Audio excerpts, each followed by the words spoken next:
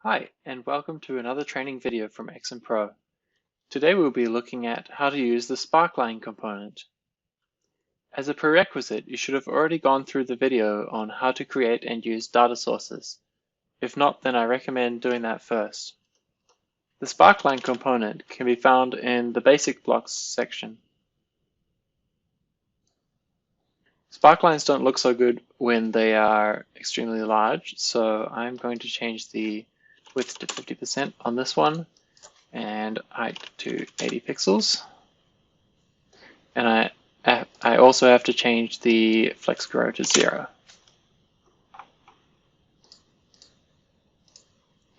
So in order for anything to appear in the Sparkline, we have to assign it a data source.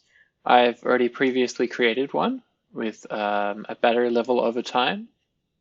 And you have to select the data. So the x-axis is the horizontal axis. We want to put that as timestamp. And the y-axis is the value you're going to represent on the graph, which is battery level. And ignore empty points. If you check this, it will discard any rows in the data set that it gets that have empty values. So we can save that, and the default looks like this. It's got a battery level over time. It's going down, and then it recharges, and it goes down again and recharges.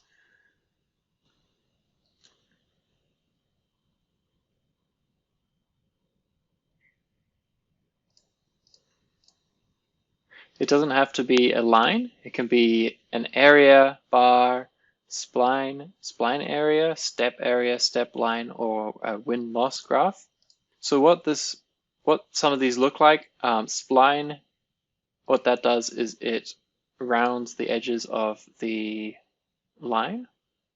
So instead of a jagged line, it's sort of smoothed out.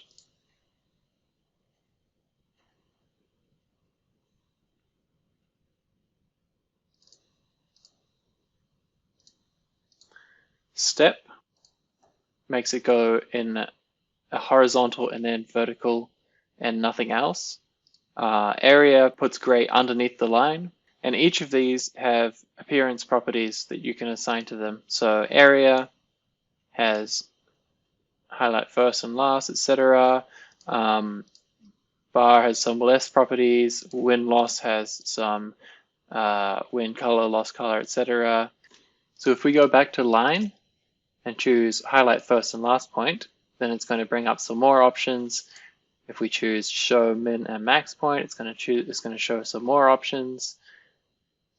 We can change the line width back to 2.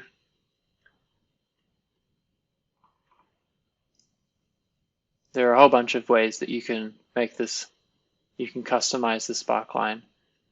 So here we've got some max points, which is 100%, and min points, which is 0%. So it's highlighting that. And then we've got a first and last point that's also being highlighted.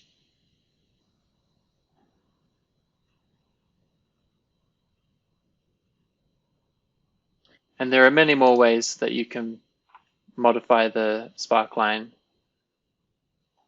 This has been how to use the Sparkline component.